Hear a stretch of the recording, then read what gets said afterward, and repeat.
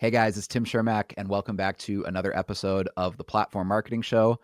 I'm joined today by Lindsey Litton of the Lindsey Litton Coaching Collective. I think I got that right. Lindsey, welcome to the show. Thank you, Tim. Thanks for having me. We kind of have a juicy topic to discuss this morning. It's something that often I feel it gets discussed in like the back rooms and lunch and dinner and drinks when you're at a mastermind event or you're at some real estate conference. And that is, does coaching work? And I start with the premise, this is my opinion here, and I'll let Lindsey get into this too, but I start with the premise that coaching can work, but it often doesn't. So, Lindsey, what is your hot take on this? Well, I think this is a fun topic, and it's kind of the fuel as to how I got into coaching. So, what doesn't work about coaching? I think obviously you have to be coachable. And the analogy I like to give folks, because I'm a runner, I live in Colorado, I love to do outdoor sports. And the analogy I give for a lot of folks when I'm doing a discovery call is a good coach is a pacer runner, right? So let's say you're embarking on running a marathon. A good coach is going to run alongside you. They're going to have experience running the marathon. They're going to whisper over and say, hey, this is where it gets a little tough. We're going to be running uphill. They've got some gels in their pocket and they're feeding you some gels and saying, hey, fuel up. It's going to get a little hard here because I've already run this and I know what we're doing. And the reason why I like to give that analogy, Tim, is that I think a lot of people think that the coach is going to run the marathon for them.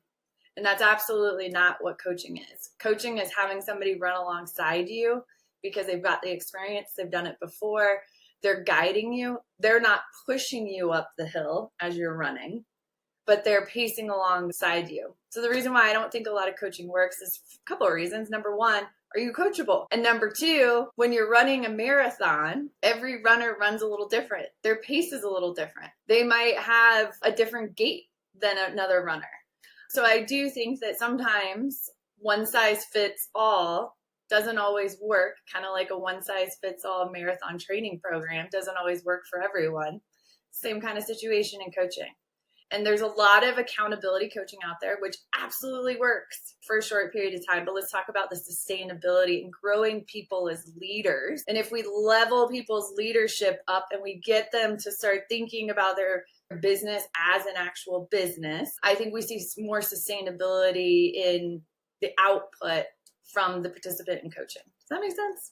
Yeah, and obviously we will get into your background and what you guys do because I want to dive into your story because I think there's a lot of lessons in how you've built your business and now how you're building your coaching business because surprise, Lindsey's not one of those people who just became a coach out of nowhere. She has built a successful real estate business that gave her all of these insights. But when I think of coaching, a couple thoughts that always come to mind is you hear people were coaching with this organization or that coach or whatever for years. And I'm like, okay, if you hired that coach for a specific reason, because usually when someone hires a coach, it's for a specific reason. It's not just in general, I think I need a coach, right? It's because they have a specific problem they need help solving, or they have a business goal that they know they want to achieve, but they just don't know quite how they're going to, I don't know, let's say they're at 200K GCI, they want to get to 400K, or they're at 400K and they want to get to 700K, whatever. Or they don't have a team and they want to build a small team of 3 or 4 people.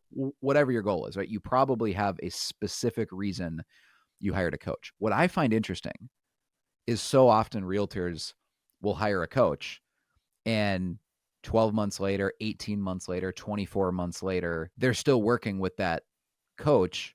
Here's the kicker. Even if they already achieved that goal, because it seems to me if you have a specific reason that you hired a coach, if you're just paying that coach ongoing forever, at some point you have to look in the mirror and be like, okay, the coach just likes the fact that I'm paying them, even if they already helped me achieve the goal. Maybe you set a new goal and the coach is helping you achieve that goal, right? So that's certainly possible. But very, very often what I see is people just think, oh, all the successful agents have coaches, because it's true, right? Mm-hmm. A lot of really successful agents, part of where they got to where they are is they had a coach. I'm perfectly willing to concede that, right? But at a certain point, it's almost like a therapist. I feel like there's an epidemic in the United States right now of people that are just permanently in therapy. And this is maybe politically incorrect and not where you thought this conversation was going. But I would submit that if you're in therapy for years and years and years, unless you had super duper traumatic childhood experiences or whatever, most therapy should not take 2 years or 3 years or 5 years. At a certain point, I almost feel like the therapist is becoming your enabler by becoming just, a permanent therapist I talk to every week. I think coaching is very similar in that if you can't have milestones of like, hey, here's what we're going to accomplish in 6 months, and here's what we hope to accomplish within 12 months. And then at the end of that 12 months, we reevaluate, do we want to continue? Did you achieve your goal? So often I just see agents getting caught in this endless loop of coaching. And I'm just not sure how healthy that is or how valuable that is for agents to be paying $1,000 a month or $2,000 a month or whatever they're paying for a coach. If it's kind of like permanent, it's eternal. It's like, I guess I'll always be paying this coach this much money, because it just makes me think, okay, but where's the finish line? Well, I think absolutely you need to have clear defined, okay, this is where I'm at. A good coach is going to help you identify the gap, right?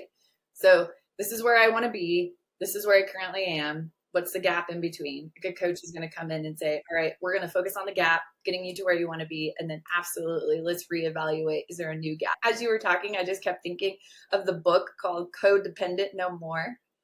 Um, and I just kept thinking what you're describing is codependency. And what you're describing is, at what point do you reflect and say, all right, I need to change and grow as a leader so that I'm not codependent and I'm not reliant upon this person. And I will share this example right now just to be vulnerable and share something from my personal life. I hired a business coach and attended an event they did a couple months ago. I shouldn't say I hired a coach. I went to a small group event. They had about 10 people at this event, and it was like $5,000 for this kind of long weekend where we worked through all these issues. And of course, as is most events, there's some sort of back end coaching offer where it's like, hey, you joined my live event. If you want to work with me as a coach for the next year, here's what that looks like. In this particular example, the coaching for the whole year was $50,000. And I kind of knew that going in. And so I was like, all right, I'm not going to sign up for this, because here's my rule. If I don't take action on what I learned or what you coached me on in this 2 or 3 day small group seminar, if I don't actually take action and create momentum, why the hell would I sign up for an ongoing $20,000 a year, or in this case, it was a $50,000 a year executive coaching program, if I haven't even taken action on what I learned for $5,000? Because so often I think entrepreneurs have this shiny object syndrome where we equate spending money on something, learn how to do it, or to be coached on how to do it with actually doing the thing. And at a certain point, you just got to go do the thing. And then if you feel that I need a coach because there's some knowledge gaps, or I just would benefit from that extra context and experience, by all means. But I almost feel like we have to draw a distinction between coaching and accountability, because everything I'm ranting about here doesn't really apply if you're just paying for accountability. But I think where a lot of realtors are at is they are paying for accountability. They're recategorizing that as coaching. If you just need a coach to have a 30-minute call with you once a week, and they're just going to remind you to follow up with your leads, or they're going to remind you to call more expireds or call FSBOs or reach out to your sphere, it's just literally straight up accountability, right? You're not necessarily learning anything, but it's that 30-minute call that holds you accountable. I do see value in that, because sometimes that's what you need, an outside third party, just like having a personal trainer, right? I was just going to say, I know exactly what I need to do for personal training, but guess what? I meet with a personal trainer once a week for that level of accountability. Right, exactly. And that actually makes sense to me. Still, then at a certain point, I'd be like, all right, you got to put on your big boy pants, and maybe you hired an accountability coach, Tom Ferry, or there's all these coaches out there that charge. There's the Club Wealth. There's a ton of them out there that charge anywhere between $1,000, $2,000 a month. And it's basically accountability, right? You have your weekly coaching call, and they're asking you, how many dials did you make this week? How many Popeyes did you send out? If it's something in the Brian Buffini coaching world, or it's how many touches did you have with your sphere, et cetera. All that can be really good stuff. But I think at a certain point, if you're 2 or 3 or 5 years or 10 years into the business and you still need accountability to do the basics, maybe you just need to grow up. You know what I mean? If you have to pay that much for just another adult to hold you accountable, it sounds harsh, but maybe you shouldn't be an entrepreneur, right? I see value in that early on. But if you're doing that permanently as just a way of life, of, I have a coach I pay $1,500 a month or $2,000 a month, I'm like, that's an interesting choice of funds. But I'm trying to categorize that differently. That's accountability. If you're paying for that, as long as you're willing to admit to yourself out loud, look yourself in the mirror and say, I'm paying for accountability, I think there's value in that, as long as you know what you're doing. Coaching to me is this different thing where you're actually paying to get insight and knowledge to fill in the gaps that you don't have because you've never done the thing that the coach is coaching you on. So how would you categorize those differences between just straight up accountability and actual coaching? And what is your coaching collective more? Is it more accountability or more coaching? Good question. And I'll preface this conversation by saying I have worked with a coach for a very long period of, and I don't think I would have been able to grow my businesses as quickly as I did or transition. I had a lot of transition when I started in real estate, given I'm an active duty military spouse. It's almost like the horse that has little blinders on. The value that I saw in the relationship was that he helped pull the blinders back a little bit so that I could see different opportunities. And that was really helpful for me. But to answer your direct question, the difference between accountability and a coach, the accountability is exactly what you described. And in the coaching world, I categorize it as productivity coaching. The accountability coaching is more productivity based. And I giggle a little bit and I was smiling as you were talking about it because I think to myself, a lot of business owners or real estate agents, let's just say that a lot of real estate agents right now are getting back to the basics. Right? Because we've had, the last 3 years, and in my discovery calls, I've noticed agents that got into business 3-4 years ago didn't build those foundational steps that you described, right? They didn't need to because it was just like raining leads. Yeah, like if you got into the business in like 2020 or 2021, you had such a warped, just distorted picture of what it actually took to be a real estate agent. Because when everyone was wanting to buy and sell, oh, and by the way, interest rates were 3%, right?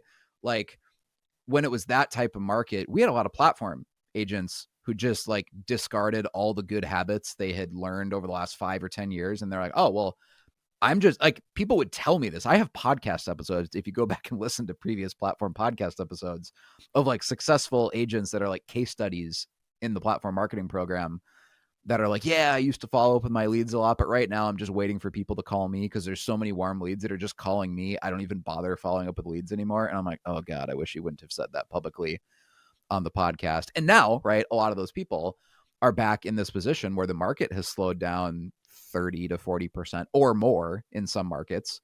And they're like, oh shit, I actually have to call my leads again. Because it's not just people calling me. I actually have to follow up with people, believe it or not. It's kind of like, you run the marathon, back to that analogy. You ran a marathon and you did it in 4 hours. And then you say, okay, cool. I'm not going to run or train for another year, but I'm going to run it at the 4-hour pace again the next year. I mean, that's insanity. Like, you have to continue to work on the activities that are going to push your business forward. And the beautiful thing is the agents that didn't lean out, right, didn't sit on the couch and eat potato chips waiting for the leads to fall out of the sky. They doubled, they tripled their business. And what the cool part is they gained market share. Right. And right. So to loop it back to your original question, the difference between accountability and coaching. Okay, so the accountability is more productivity based. That's kind of what you described early on in the call. It's how many contacts did you make? How many listing appointments? How many buyers rep did you get signed? That's productivity coaching. That has a time and place in your career. Right. And I want to be very clear that I'm not against that in principle, because obviously if you're not doing that, yes, and hiring a coach to make sure you do it, like that's a wise investment. What I'm questioning is like when I hear people that have had a, what you're calling a productivity coach or just like an accountability coach, right?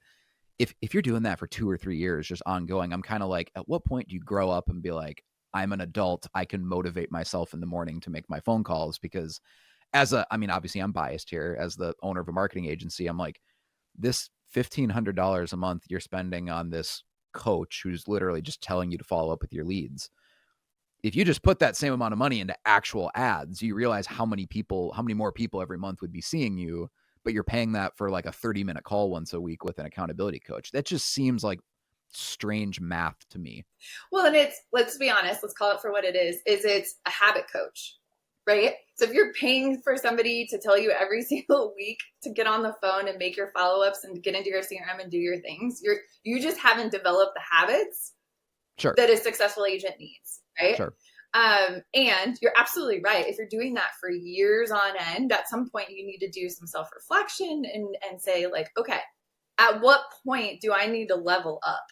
right? Or or exactly. At what point do you level up? Because it's not that I have an issue with always having a coach. Mm-hmm. It's that almost if you've had, and maybe this is controversial, but if you've had the same coach for 2 or 3 years in a row, I'd be like, if you're actually growing, at some point you should outgrow what that coach is teaching. And then maybe you hire a completely different coach Mm-hmm. because they're teaching you a completely different strategy or skill that you didn't know before.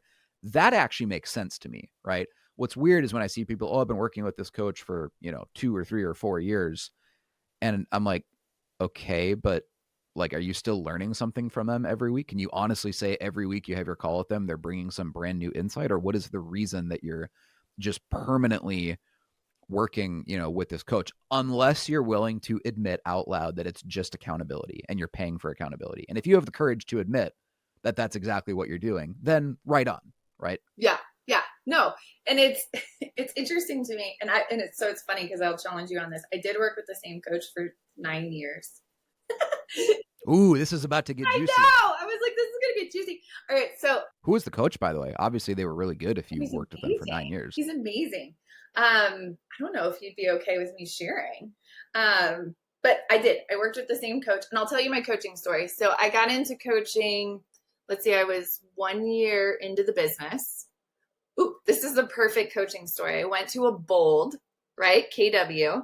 I went to Bold, got all juiced up, doing my calls, getting the pipeline built, and it was what you described. You go to the event and you get upsold, right? Bold is just an upsell into coaching, right? Mass coaching. So yeah. So went and I was like, all right, cool, let's try this. And of course, like every brand new agent that's worried about taking on a monthly expense, it was like, ooh. But let's see what happens. So I got matched with the coach, and I'll be honest, I didn't love him at first because it was that fierce accountability, right? So you get into real estate and you think, oh, I can control my schedule, I can do all my things. Well, you start developing really bad habits, right? Because you don't create the consistency that the business needs to be able to do the production that you want to do, right? Yeah, the most successful agents that I know, like the people that are making 400, Mm-hmm. 500, 600, $700,000 a year, they don't have kind of like ambiguous, open, flexible schedules. They Mm-mm. typically do the same things every day at the same times, right? It's just habits.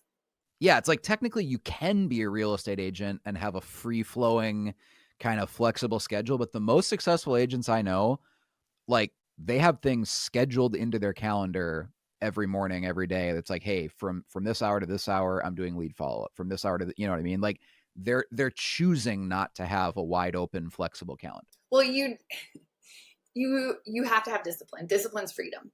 And if you're not willing, so there's a difference. So let's also describe that. There's a difference between being a real estate owner or a real estate agent and a business owner. There's a big difference. And the big difference is what you just described. It's the habits. And so when I started working with a coach, it was like, oh, poop, this guy's going to hold me like accountable to some like fierce habits. So that goes back into the accountability conversation, right? And so it was like, okay, so once I kind of mastered accountability and time blocking, let's just like stick that out there, right? Once I managed doing, let's be honest, real estate to be successful in our field is actually really easy. It's call the leads, prospect every day, freaking follow up with the leads in a system. If you're not doing it, if you've got so much, make sure you've got a system for it. Do sales, rinse, repeat every Yeah, day.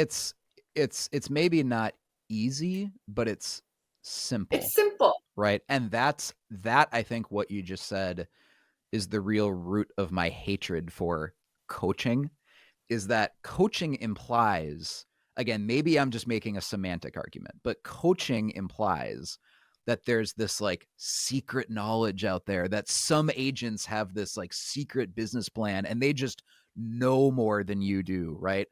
And in reality, guys, like this business is really simple. Like it's one of the more simple businesses that exist in the United States of America. So if the reason you're rationalizing hiring a coach is that they have all this knowledge that you don't, it's not, right? If it's just accountability, admit it and own it. And I see nothing wrong with that. In the same way that if you hire a personal trainer, I don't judge you. I actually respect you that you have the self-awareness to hire a personal trainer, because you know that maybe you wouldn't go to the gym without that. Like, more power to you. And that means that you're probably more self-aware than most people who pay for a gym membership and go once every other month, right? Never go. Yeah. Yeah, but like real estate it's a Yeah. hard Uh-huh. business. It's Yeah. hard, but it's simple. It's so simple. It's so simple. And so, once I mastered and in the beginning, let's be honest, in the beginning, I was paying for accountability, and it was accountability to doing the things, because every real estate agent, if you're busy in the industry, what's the first thing to go? It's your prospecting, right? So then you go through these highs of like, I've got all these closings, but now I'm going through a low because I didn't continue to be consistent with my prospecting. Again, simple, but not easy. Because the hard part about our industry is that it's so simple, it's hard. And what I mean by that is it's really easy. You just have to do those 3 functions every day: prospect, follow up, sales, close them, right? If you do those 3 things well every single day, you're going to get traction and momentum. The hard part is doing it consistently every single day. And so that's where it was like, okay, my coach is helping me with the accountability. Then it was like, oh, now that I've got all this business, by year 4, I was closing 120 transactions in San Antonio, Texas. So at that point, it was 120. Okay, so I want to establish that all of the context of this conversation about coaching is it's a in the broader context of you have built a real estate business where you are selling 120 homes a year. So this is not one of those situations where, hey, Lindsey once had a year where she sold 20 homes and then she decided to become a coach, right? Like you have achieved like the top 1 percentile of, real estate sales. So that's where all of your insights are coming from, is you were an extremely, extremely, extremely successful realtor. Well, and it happened fast. And what I wasn't prepared for was how fast it happened and how I wasn't ready to be a business owner. So I'm going to be vulnerable and just like be authentic and say, like, going from, the time in my life where I had 2 little babies. I was 6 months, my youngest was 6 months old when I got into real estate. My daughter was 2 years old. And I went from selling 0 houses to 120 in 4 years. So it ramped up fast. And I did all the classic mistakes, right? Hired the wrong person, brought in an admin, like that didn't work out, had no CRM. I had Post-it notes trying to keep track of all these clients. You were selling 100 homes a year and you didn't have a CRM? Well, no. We'll get to that in just a second. The most I sold by myself before I put systems in was 45 houses. Which is still like top 1 percentile. I had an assistant. She was a college student, Alexa. She was amazing. Everyone thought we were sisters. And she would drive my Subaru with my toddlers in the back to listing appointments. And she would sit in the car. This is South Texas, so it was hot. She would sit in the driveway with the air conditioning blasting so nobody died, so I could go in and do my listing appointment and then take me to the next one. Like it was just like, let's be honest, it was a shit show. Yeah, it's always nice when you can run a business and the toddlers don't die. That's always like high on the priority list. How many little poofy snacks can I throw into the back seat before we lose it, at our next appointment? And, that was life. And so at this point, you're selling, 40 some homes a year. You have an admin assistant. Have you yet hired a coach? Are you paying a coach full time during this? So at this point, I am working with a coach. And his role at that point was productivity. So I was focused on listings. I was focused on, growing, get market share. How do I keep doing this thing? Plus a bit of the, at what point do I need assistance, right? I'm also going to come in and say, in our industry, there's a lot of talk about like the perfect model, when to bring in an assistant, when to bring in support. I will be vulnerable and I'll get on my little podium and say, most of that is geared towards men. Women need different kind of assistance if they're going to do real estate on a high level at different points. And what do I mean by that? Well, a lot of the industry says like, hey, bring in an assistant and now you've got all this time back. Well, it doesn't take into account that my spouse was deployed. I had 2 kids, I needed some different leverage than a typical business owner. Yeah. Like you would need different things out of a full-time assistant or an executive assistant, an admin, whatever you want to call them. It was more of a personal assistant is what I needed. Yeah, like you would be looking for different things than I would if I was going to hire a full-time assistant right now. I needed a personal assistant because I hired an admin assistant and then tried to get them to do some of the personal stuff, and it was like a blurry line, right? So let's call that out. So I also needed cleaning ladies. I needed meal service because let's be honest, if you're selling that many houses with toddlers, you're not making dinner every night. It was I had a lot more energy back then than I do now. So working with a coach at this point. And did the coach tell you to hire this assistant or admin, or is that something you kind of did and just like figured it out along the way? Or it was kind of, now you have to keep in mind, I'm within the Keller Williams ecosystem, and the Keller Williams ecosystem is all about leverage, right? And the ecosystem's all about bring in your admin, follow the perfect assistant. I bought all the courses. I actually found my perfect assistant binder the other day, and it was like this thick of like, how to hire the assistant, what the assistant needs to be doing, like all the calls and everything, And so, what I was really paying for was the accountability and then the shortcuts. It was like, okay, so, now that I've got this assistant, I was faced with a new problem. The military was moving us. So the market that I was in, San Antonio, Texas, we were moving to Colorado. And so I had built this business. It was doing great. We were one of the top producing teams in San Antonio. And I'm like, now what do I do with this? Do I shut it down? Do I replicate it in Colorado? What do I do? I will say my coach was pretty instrumental at that point. And it wasn't that he had done it. It was more about him asking questions, getting me to reflect, to figure out what, I figured in the beginning there was only 2 options. Like I shut it down or I try to run it remotely. And there was I remember going through some reflective exercises with him where it was like, but what if there's 3 or 4 other choices here that could be creative outside of the 2 that I'm just seeing? And was this coach a KW Maps coach, or was this okay, so this wasn't the coach you're currently working with? The same guy. Mm-hmm. I feel like I got a unicorn. So, it sounds like this was a really valuable coach then. It was a super valuable coach. And so then at that point, it was like, oh, okay, well, let's go with option number 3, which was I found a business partner. She joined my business. Here's the cool part. This is where the systems came from. Her background was systems. So she looked at all my post-its and was like, oh dear, we need a CRM and we need to organize. So, in 6 months, she came in, organized all the things. So this is also a testament to you can't do it alone. And it's a testament to knowing your strengths and staying in your strength zones.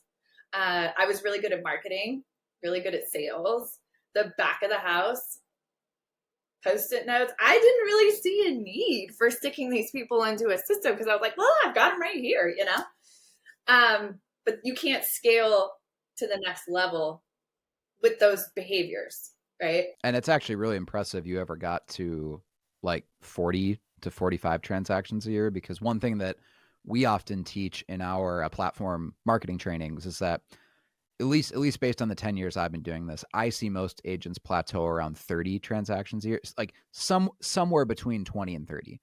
And the reason it's so consistent across markets, across price points, whatever, that's usually 20 to 30 is that that's the point at which most agents run out of time in their life. It has nothing to do, because like handling a transaction on a $250,000 buyer takes the same amount of time as a $750,000 buyer. So it really doesn't matter if you're in a more affordable area of the country or a more expensive area of the country. Most agents I see max out like their business model, the way they're running it, at about 20 to 30 transactions a year. And if you don't have a marketing system that brings in leads and a way of following up with those leads that doesn't require even more of your time, then you never scale beyond that, because most people just start like, oh, I feel stuck at 30 transactions a year. I think I need more leads. It's like, well, if the reason you're stuck at 30 transactions a year is because you're working 60 hours a week, adding more leads actually makes the problem worse. It's like pouring gas on a fire, trying to put out the fire, because leads create a time liability on your calendar. Now you have to follow up with those leads. But if the thing you didn't have was time, again, it just makes the problem worse. Sorry, I'm going on this soapbox, but when you said that, oh, I was at 45 transactions a year, my brain is going like, wow, that's actually really impressive. You got to 45 without like really good systems, because most agents frankly top out way sooner than that, before they kind of have a come to Jesus moment and they realize, I need to completely restructure how I'm doing this business, how the leads come in. If I have an admin or an assistant or an ISA or a showing agent or whatever model they're pursuing, usually that moment of friction happens a lot sooner than 40, 45 deals a year. So it's actually, it's to your credit that you built a business that big. Well, and I think back to our original point, like there's a difference between a real estate agent and a business owner. And what you have just described is it's that pivotal moment. It's the tipping point where it's like, I'm either going to continue to be a real estate agent and close 24 transactions a year, 30 transactions a year by myself, right? Or I'm going to make the transition of becoming a business owner. Sure. And the gap in between those two is pretty big. And I think that right there is the difference between continuing to be a real estate agent and okay at always plateauing at 24, 30 transactions, and then creating, to your point, enough self-awareness to say, okay, now I need to level up my skill set if I'm actually going to run this like a business. Because the hardest part, in my opinion, isn't getting the leads, marketing, doing the systems. It's being a leader. That is the hardest part about running a business. And nobody trains you on how to be a leader. And I will say, like back in the day, okay, so I went, 45 transactions. The military's putting pressure on, hey, we're going to move you. I had 6 months to like level up. And I made every classic mistake. Positional leadership. I was a positional leader back in the day, right? And what is a positional leader? That's somebody that says, this is my business. You're going to do things the way that I'm going to do things. Follow me because that's what you need to do, right? There's a lot of positional leadership out there. The thing that I wish I would have had back in the day was more self-awareness around my natural behavior and leaning into my authentic leadership, which I'm a people person. I'm a relator. Like, you'll never take that out of me. I'm going to love on you, but I have to do that from as if I'm your leader in a way that's authentic to me, that doesn't drain me, but also in a way that's going to motivate you. And so leveling up, becoming a leader, and then looking at your business as an actual business, that's a big gap.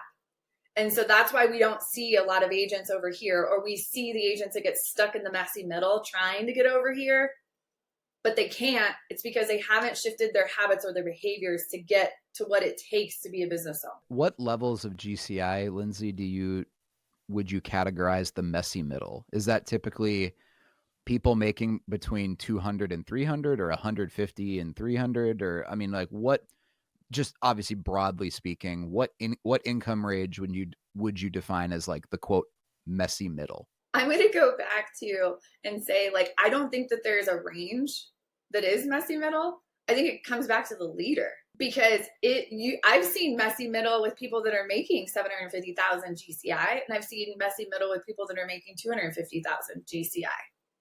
And it always comes back to the leadership and how they're running it like an actual business. And so to answer your question direct, if you don't level up your leadership, if you don't level up your skill set on running it like an actual business, you could stay in the messy middle forever.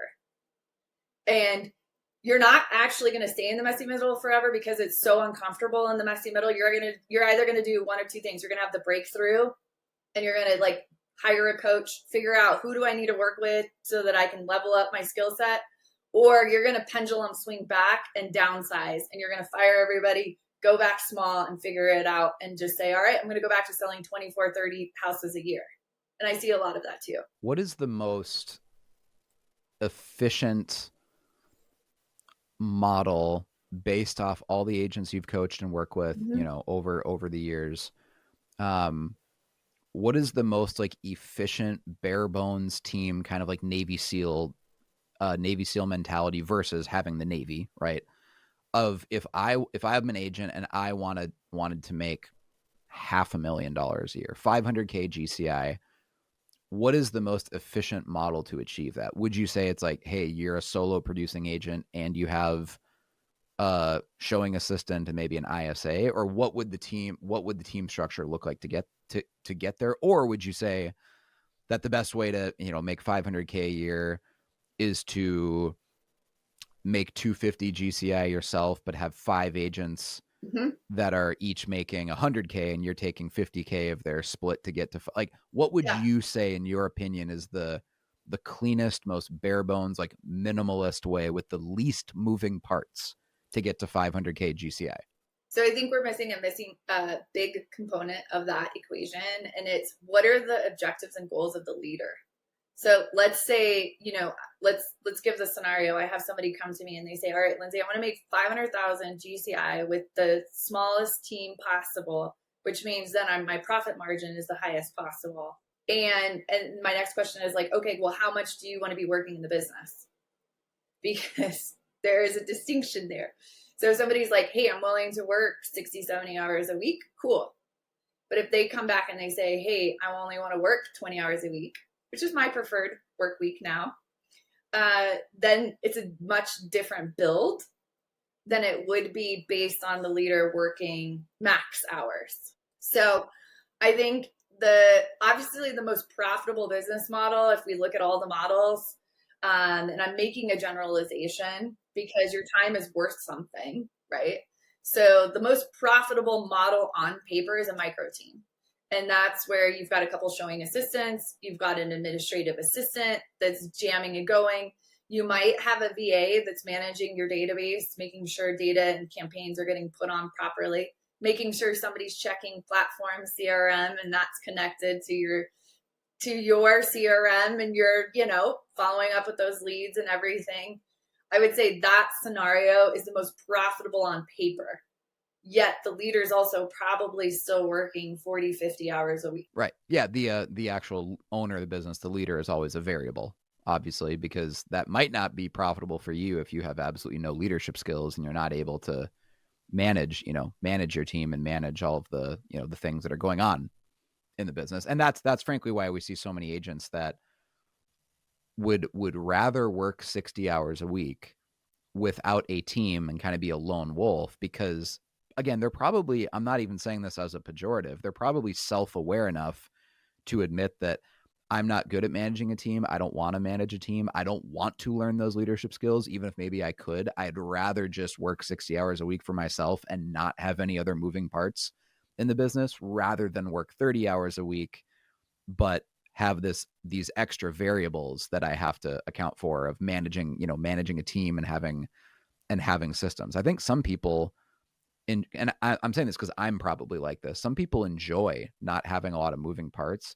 Platform now, I mean, we're a complex business. We have like 60 employees and, multiple layers of management, but it's because I've hired people on our team that are really good at managing a lot of those moving parts. I am not directly managing our ads team or our account managers or even the sales necessarily. I just oversee the whole big picture operation. But if I had to hop in and like manage our ads team for a day, it would go haywire. Same with the account managers, right? So I think some people, if they choose not to do that, I don't want to imply that if you don't have a micro team or you don't have an admin or something, that somehow that's inferior to having a small team. Well, let's be honest. The best analogy that I have for running a business is you remember the old school merry-go-rounds, the squeaky ones that had all the kids get on, right? There's one kid that's standing outside the merry-go-round and they're pushing it, right? And then, inevitably somebody's legs fly up or, it's like, woo, gravity's taking over. It's all fun and games while that person is standing there pushing it. But what happens to the merry-go-round when they stop pushing? It comes to a stop eventually, right? No matter what business model you pick, you are the momentum in the business. It's just a matter of like, who am I going to put in place to continue to push the merry-go-round around? And it sounds like, Tim, you've learned and you've leveled up, as a business leader, that it's like, okay, I no longer need to be the merry-go-round pusher for all these aspects of my business. but my business needs these activities to happen. I think For that's sure. the other like aha that leveling up into business ownership is that the business still has needs. The business needs leads, the business needs follow up, the business needs sales. Now, if you can bring people into your business that can do those things and they can do them on your behalf, great.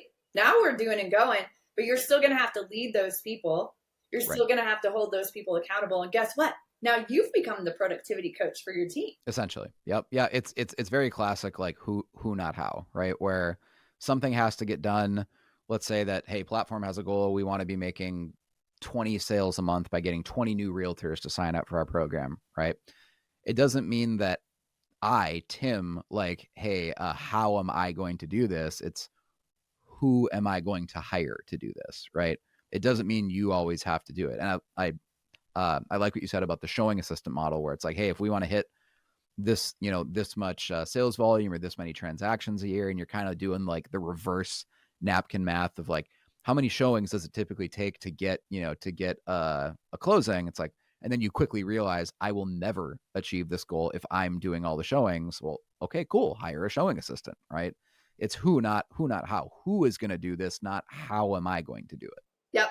Yep. And not every person wants to have the same path. And I think that's back to your point. Like somebody just wants to have a sustainable business model. Let's say they personally want to take home 200,000 a year. We map out the numbers and it's like, hey, you only have to sell 24 houses. They're like, great, that's 2 a month. I get to go to Mexico in the summer. I get to be with my kids. There's nothing wrong with that. There's absolutely nothing wrong with that.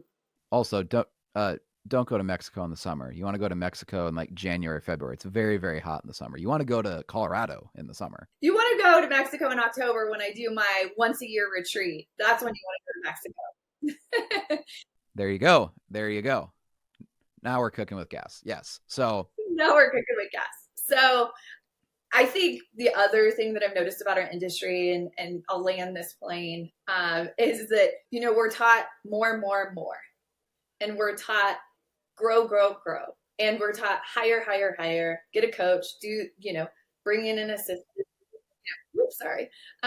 Do these, if you do these steps, you will grow, AKA you'll be happy, right? It's the moving horizon. So, I thought to myself, like once I sell 100 houses, oh my gosh, it's like the sky's going to open up. The birds are going to fly. It's going to be like this magical Beyonce moment where I'm like, yeah, it's going to be great. I had the same problems at selling 100 houses that I had at selling 20 houses, if not more problems at 100. yeah, you probably actually had 5 times the problems. I did. I had 5 times the problems. And so the other thing that I see a lot of business owners not leveling up is their financial stewardship. So the more money you make, the more, if you're not a good steward of that money, the less money and resources that you will continue to have. So I think it's a good coach can take you to multiple levels. And if you have never stepped in and run a business and faced the challenges and battled those demons, so to speak, a good coach is going to come in and say, okay, again, back to the marathon. We're going to run up this mountain, and this mountain's going to be, 7 miles. So I need you to pace yourself because it's not going to be easy. And if we want to get to the end of this marathon, great. We're going to have to get through this together. Here's what I would do to shortcut the training. Here's what I would do to build up my leg strength. Here's the supplements I would take so that we can get up this a little easier, right? That's what a good coach is going to do. So that we can complete this marathon, if that's what you want to do. And let's be honest, not everybody wants to run a marathon. Some people want to run a 5K. Some people want to run a half marathon. Awesome. When you go into a coaching relationship, you need to know what your vision is and what is the marathon for me. Do I want to run a marathon? Do I want to become a business owner? Do I want to hire all these people?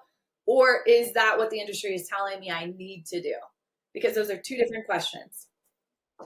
Yeah, there's a lot of agents, and there's one I'm thinking in particular right now that I've been having some conversations with, who's in the Plat Fam, and I won't share their name just to respect their privacy, but it's someone that is already in the top 1% of of agents. Their GCI and the number of transactions would shock most people. It's very, very high.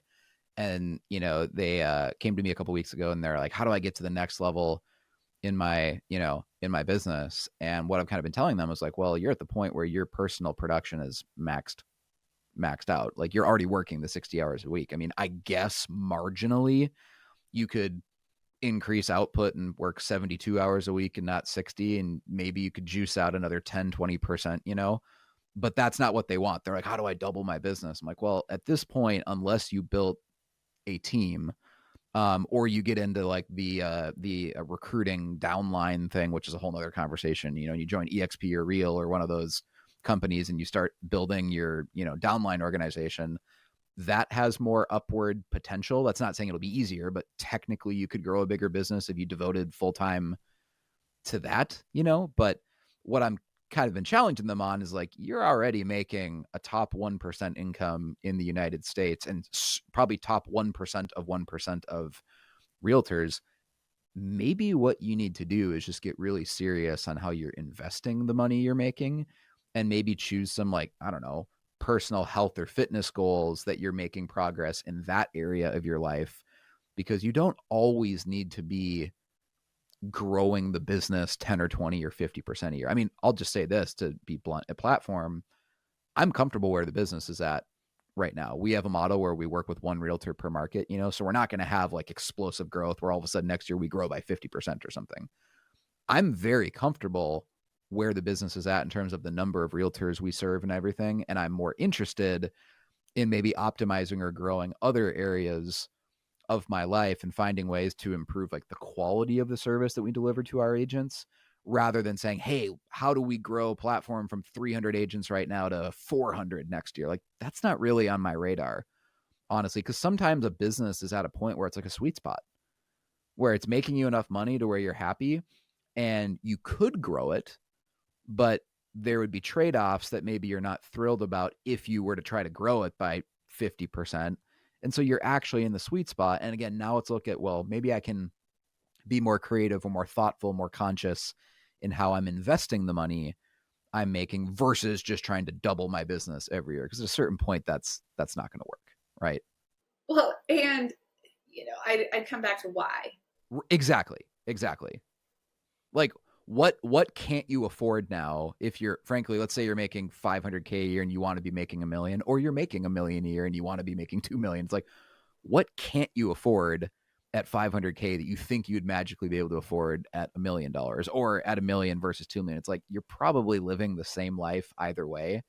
And it's just something that I think afflicts type A people, ambitious people, is you think that I'm living beneath my potential or something if I'm not doubling my business every year. And I actually think sometimes that's a lazy way of thinking, because you're substituting doubling your business for confronting the more philosophical problems in your life. And rather than optimizing your friendships or your family or your marriage to your husband or wife or your investments or whatever, right, or your health and fitness, you're like, how do I double my business every year so that I don't have to worry about those other things, because I can use this as an excuse of why these other areas of my life are in disarray.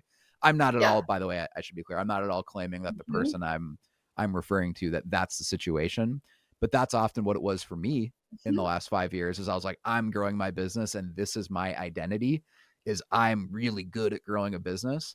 And that gives you the convenient excuse of being a total loser in other areas of your life, because I'm so good at growing my business that, hey, it's okay if my family or friends hate me because I'm so successful at business. So just be on the lookout for that. If that's you, that like, are you using that as a convenient excuse? I will say, as somebody, I built the real estate team, and then I launched an online referral network. We grew that, rapidly over the course of 5 years, and then I sold both. And wow, like, what a cool thing to do, to build something that somebody else wants to buy. They actually pay you money for it. Like, that's kind of like the moment of every entrepreneur, right? I went through an extreme identity crisis. Yeah, I bet. Because, for the past 10 years, I was known as somebody that was a high achiever, that was a top producer, you know, the business was a distraction, as you described. I mean, because that was the word that came up when you were saying, like, well, I was sucking in, my fitness or family life or whatever. The business was a convenient distraction because the story I would tell myself is, oh, well, we got to get to the next level. We got to continue to grow. We got to continue to do these things. So I would miss things with my kiddos.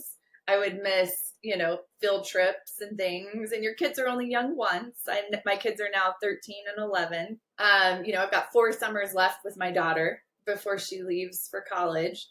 And it is an opportunity now that I don't have those businesses. I went through a lot of personal reflection around, I really wish I would have slowed down because I don't even own those brands anymore. The brands that I was dying on the sword for, I don't even own it anymore.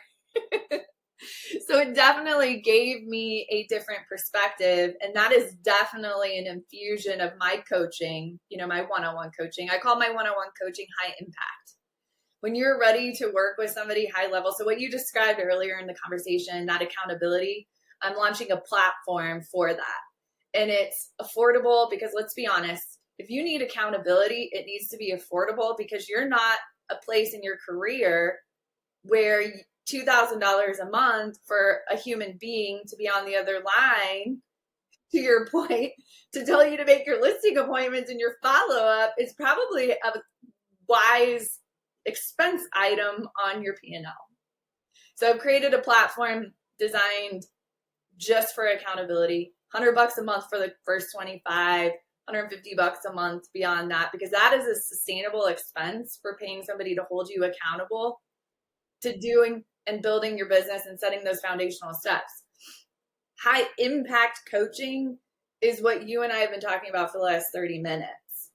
That is, and what is that? That is personal development and transformation. It's understanding who am I as a business owner and how do I align my business and create a business that actually gives me what I want in life, because that's a very different conversation.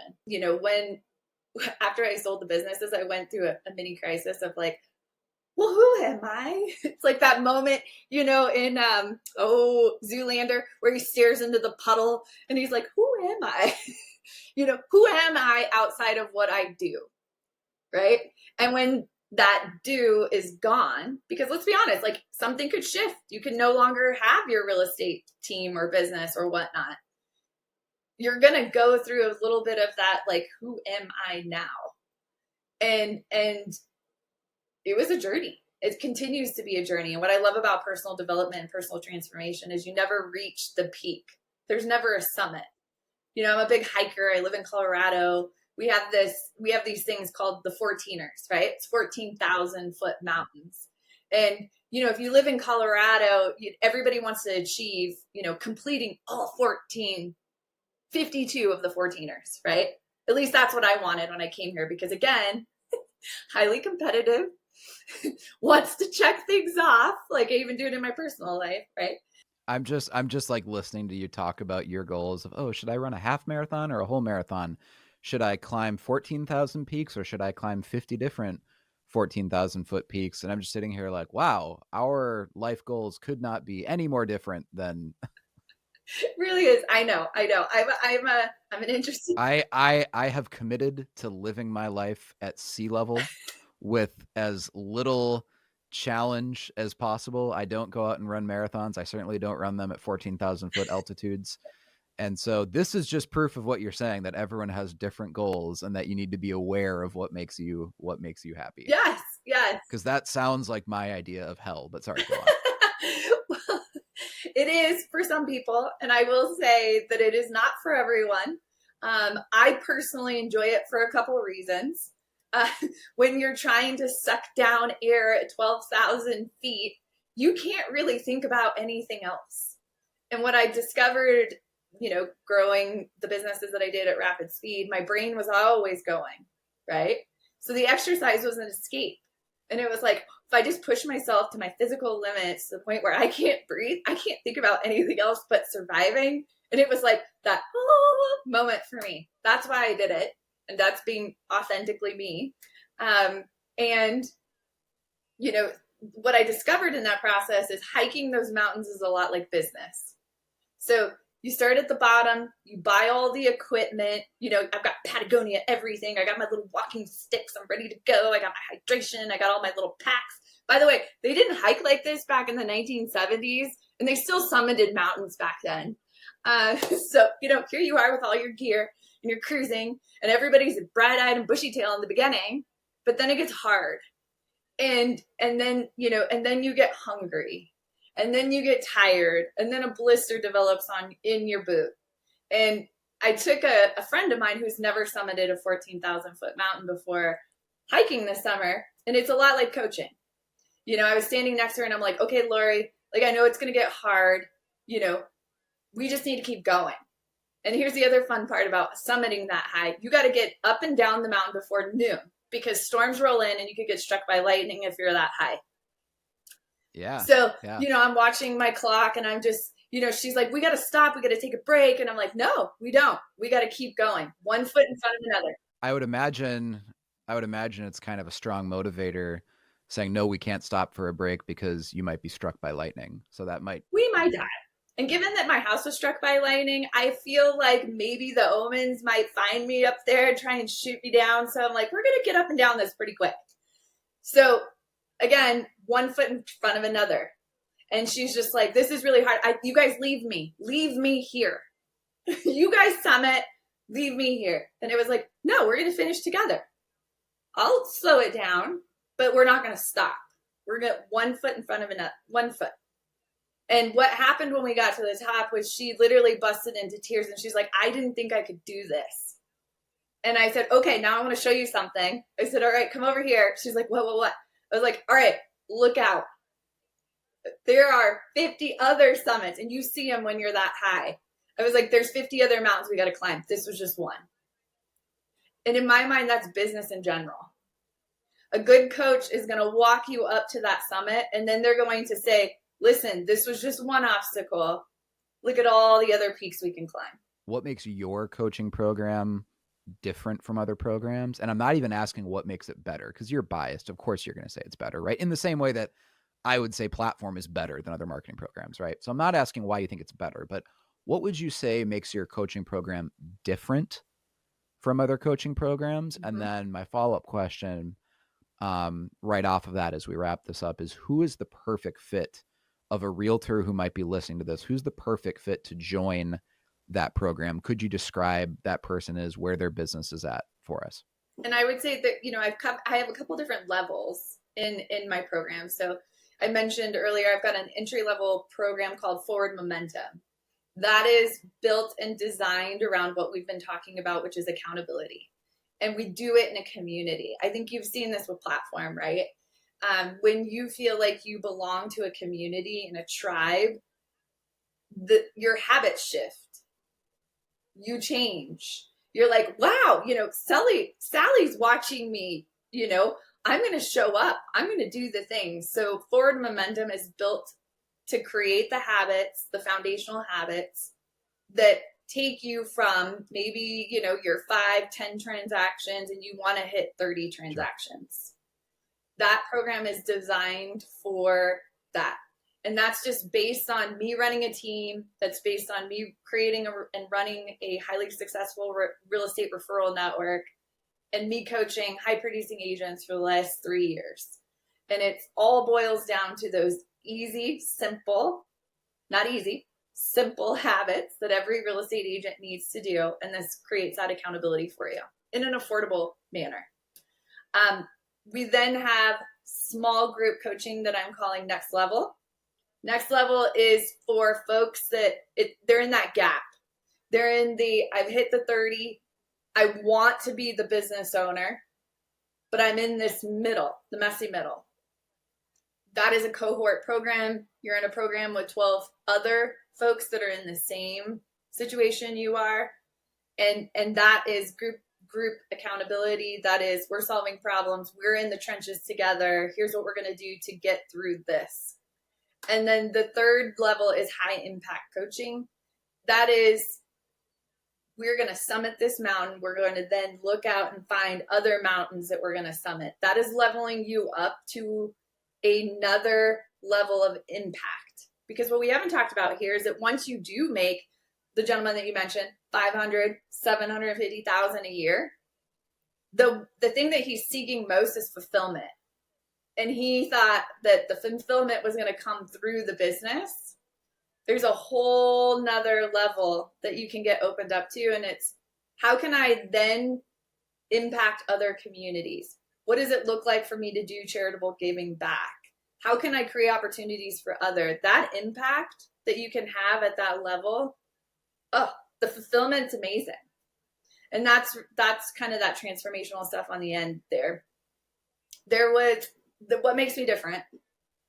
I've been there, I've done it, I've built businesses, I've done it with a spouse that has been deployed, that's been shot at, while he's deployed. I've raised small children in doing it. And what brings me fulfillment as a coach is just for me to say, if I can take what I've learned and help others shortcut and create opportunity for others in their community, we can have a ripple effect. We can impact. I truly believe that we can impact the world. Because if small businesses turned around and said, what is the social impact that I have in my local community? And we collectively pulled together to do that, we could change lives on a big scale. We spoke a couple weeks ago on the phone when we were kind of trying to get this podcast interview scheduled. And one thing that you said that really stuck with me is how much you base your coaching and kind of just how you have it structured around personality tests. And you have a lot of your clients take a personality test to kind of realize how are you going about your business in ways you didn't even realize you were, because you just think this is normal, the way that you perceive the world, but you have a very different, personality. And I'm not sure if it was Myers-Briggs or what personality test that you guys were using, but I thought DISC.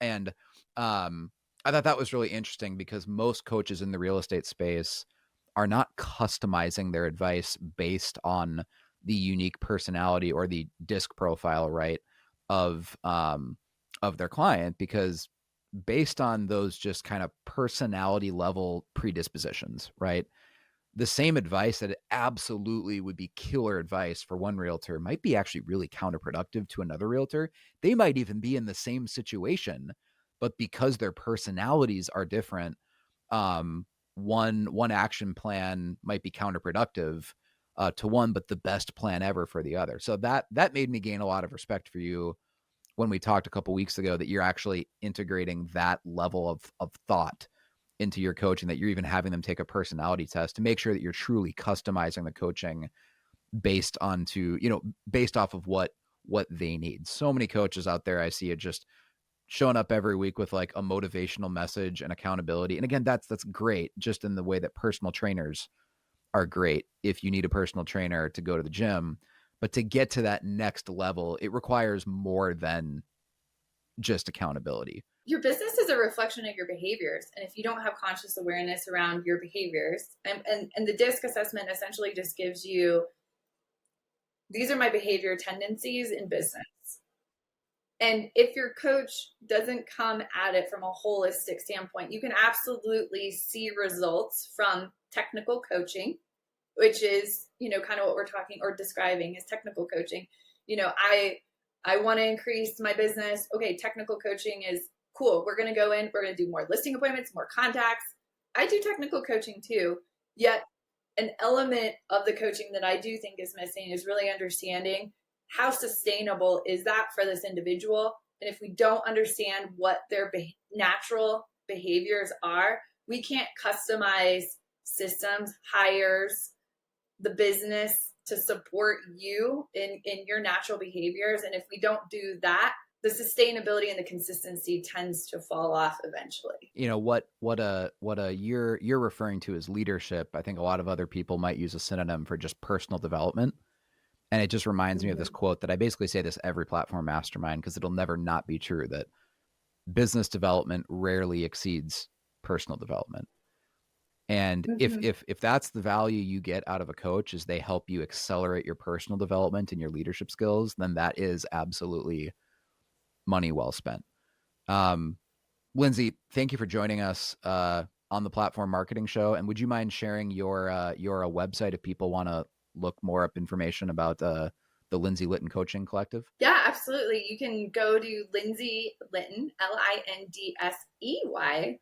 LindseyLittonCo.com. Lindsey, again, thank you for your time, and we'll see you guys on the next episode of the Platform Marketing Show.